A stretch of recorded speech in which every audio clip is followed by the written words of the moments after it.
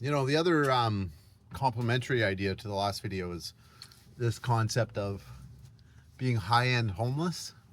So in a way, I'm homeless. Well, I guess I am homeless technically. I have like a fake address and a PO box. So I have a friend who, lets me use his address, and that's my legal address for insurance for the vehicle. You know, because you have to actually have your vehicle somewhere to get insurance in the province of British Columbia. And then I have a PO box where, that's where this is my mailing address. This is my legal address. This is my mailing address. And the PO box, by the way, in BC is like $200 a year, which is crazy. But whatever, I can get Amazon stuff delivered. Christmas is on its way. I can get all that stuff delivered there. I don't have to rely on my friend to be my mail person because, he's already doing me a solid by letting me use that as an address. So that's how you get around that. But I do outreach work, like kind of social work-ish.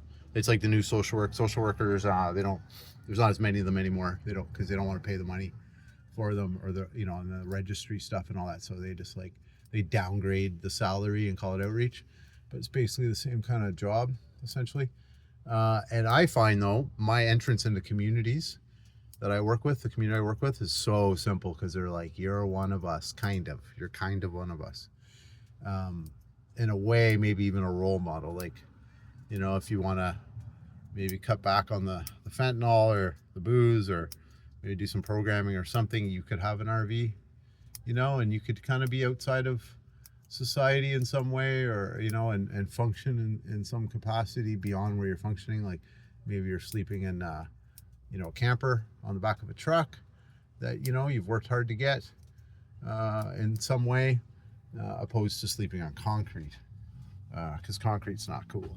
Concrete sleeping is not cool. So, there's that. So just kind of, I don't know, there's a certain dynamic with living in a van and being able to do pure support work. So anyone who's looking for work, everyone's like, oh, you're going to be a digital nomad and you're going to do content and you're going to make money. Yeah, no, you're not.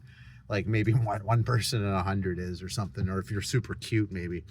Yeah, I don't know if it's no coincidence that it's usually girls that do it and they're really good looking girls. So there's that. I've even seen some who end up doing OnlyFans via their van page to survive, which is, creepy on a lot of levels, digital prostitution and whatnot.